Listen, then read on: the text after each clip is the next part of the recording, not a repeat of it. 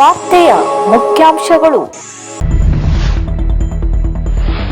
ಕರಾವಳಿ ಅಭಿವೃದ್ಧಿ ಮಂಡಳಿಯ ಸರ್ವ ಸದಸ್ಯರ ಸಾಮಾನ್ಯ ಸಭೆಯಲ್ಲಿ ಭಾಗಿಯಾದ ಶಾಸಕ ಭೀಮಣ್ಣ ನಾಯ್ಕ್. ನೀಟ್ ಫಲಿತಾಂಶ ಪ್ರಕಟ, ರಾಷ್ಟ್ರಮಟ್ಟದಲ್ಲಿ ಅತ್ಯುತ್ತಮ ಸಾಧನೆ ಮಾಡಿರುವ ಮಳಲ್ಗಾಂವ್ ವಿದ್ಯಾರ್ಥಿ ಪ್ರಣವ್ ನಾಯ್ಕ್.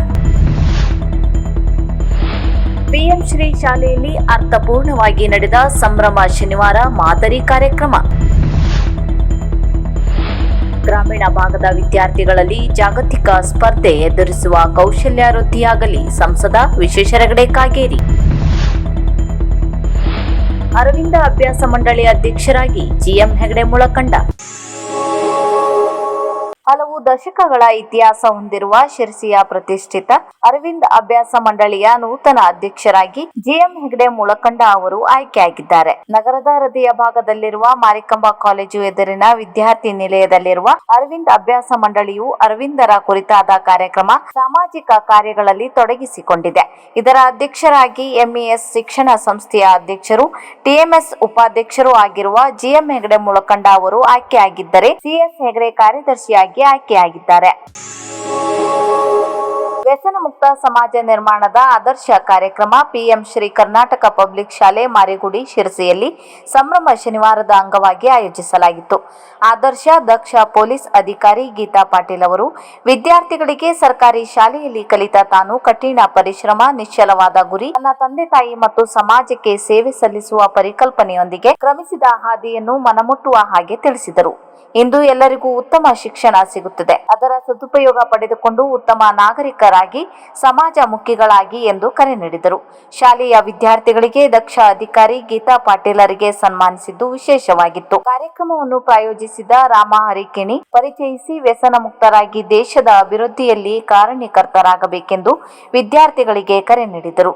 ದುಶ್ಚಟಗಳಿಂದ ದೂರವಾಗಿರಿ ಎಂದು ವಿದ್ಯಾರ್ಥಿಗಳಿಗೆ ಸವಿಸ್ತಾರವಾಗಿ ತಿಳಿಸಿದ ಪಿಎಸ್ಐ ರಾಥೋಡ್ ಅವರಿಗೂ ಸಾಹಿತಿ ವಾಸುದೇವ್ ಶಾನ್ಭಾಗ್ ಅವರಿಗೆ ಗೌರವಿಸಲಾಯಿತು. ಕ್ರಿಯಾಶೀಲ ಮುಖ್ಯಾಧ್ಯಾಪಕರಾದ ಗಣೇಶ್ ಅವರು ಎಲ್ಲರಿಗೂ ಧನ್ಯವಾದವನ್ನು ಸಮರ್ಪಿಸಿದರು.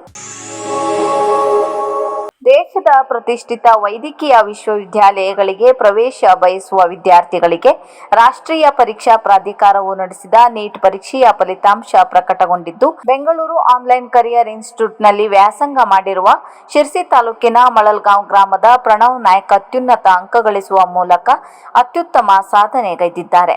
ಈ ಪ್ರತಿಭಾವಂತ ವಿದ್ಯಾರ್ಥಿ ಶಿರಸಿ ಸಿದ್ದಾಪುರ ಕ್ಷೇತ್ರದ ಶಾಸಕರಾದ ಭೀಮಣ್ಣ ಟಿ ನಾಯ್ಕ್ ಅವರ ಸಹೋದರ ದಿವಂಗತ ಭೈರಪ್ಪನವರ ಮೊಮ್ಮಗನಾಗಿದ್ದಾನೆ ಮತ್ತು ಉದ್ಯಮಿ ಅನಿಲ್ ಹಾಗೂ ಭಾಗ್ಯ ದಂಪತಿಯ ಪುತ್ರನಾಗಿದ್ದಾನೆ. ಪ್ರಣವ್ 622 ಅಂಕಗಳನ್ನು ಗಳಿಸಿ ರಾಷ್ಟ್ರಮಟ್ಟದಲ್ಲಿ ಜನರಲ್ ಕ್ಯಾಟಗರಿ ವಿಭಾಗದಲ್ಲಿ 2203ನೇ ರ್ಯಾಂಕ್ ಗಳಿಸಿ ಜಿಲ್ಲೆಗೆ ಹೆಮ್ಮೆ ತಂದಿದ್ದಾರೆ. ಗ್ರಾಮೀಣ ಭಾಗದ ವಿದ್ಯಾರ್ಥಿಗಳು ಸಹ ನಗರ ಪ್ರದೇಶದ ವಿದ್ಯಾರ್ಥಿಗಳಂತೆ ಆಧುನಿಕ ತಂತ್ರಜ್ಞಾನದ ಮೂಲಕ ಗುಣಮಟ್ಟದ ಶಿಕ್ಷಣ ಪಡೆಯಬೇಕು ಮತ್ತು ಆ ಮೂಲಕ ಗ್ರಾಮೀಣ ಭಾಗದ ಡಿಜಿಟಲ್ ಕಲೆಗೆ ಹೊಸ ಶಕ್ತಿ ಸಿಗಬೇಕೆಂದು ಸಂಸದ ವಿಶ್ವೇಶ್ವರ ಕಾಗೇರಿಯವರು ಹೇಳಿದರು. ಕೇಂದ್ರ ಸರ್ಕಾರದ ONGC CSR ವಿಶೇಷ ನಿಧಿಯು ಶಿಫಾರಸ್ಸಿನ ಮೇರೆಗೆ ಅನುದಾನ ಮಂಜೂರಾಗಿದ್ದು, ಇದರ ಅಡಿಯಲ್ಲಿ ಜನಶ್ರೀ ದಾನ್ ಫೌಂಡೇಶನ್ ಸಹಕಾರದೊಂದಿಗೆ ತಾಲೂಕಿನ ಬಿಸಲಕೊಪ್ಪದ ಶ್ರೀ ಸೂರ್ಯನಾರಾಯಣ ಪ್ರೌಢಶಾಲೆಯಲ್ಲಿ ಆಯೋಜಿಸಲಾಗಿದ್ದ ವಿಶೇಷ ಕಾರ್ಯಕ್ರಮದಲ್ಲಿ ಗ್ರಾಮೀಣ ಭಾಗದ ಆಯ್ದ 6 ಶಾಲೆಗಳ ಪ್ರತಿಭಾವಂತ ವಿದ್ಯಾರ್ಥಿಗಳಿಗೆ ತಲಾ 20,000 ರೂಪಾಯಿ ಬೆಲೆಯ ಅತ್ಯಾಧುನಿಕ ಟ್ಯಾಬ್ಗಳನ್ನು ವಿತರಿಸಿ ಮಾತನಾಡಿದರು. ಅಲ್ಲಿಯ ಉಪಗ್ರಹ ಹಿಡಿದಿರೋದು ಇಷ್ಟು ತಂತ್ರಜ್ಞಾನದ ಆವಿಷ್ಕಾರದ ಒಂದು ವೇಗ ಹೆಚ್ಚಿದೆ. ಸ್ಟಾರ್ಟ್ಅಪ್ ಇಂಡಿಯಾ ಅಂತ ಇರಬಹುದು, ನಾನು ಅದನ್ನು ಹೇಳ್ತಾ ಹೋದ್ರೆ ಮುಗಿದಿರುವಷ್ಟು ಶಕ್ತಿಯನ್ನ ಗುರುತಿಸಿ ಜಗತ್ತಿನ ಸವಾಲುಗಳನ್ನು ನಾವು ಸ್ವೀಕರಿಸ್ತಾ ಅದನ್ನು ಸಮರ್ಥವಾಗಿ ಎದುರಿಸಿ ಮುನ್ನಡಿಬೇಕು.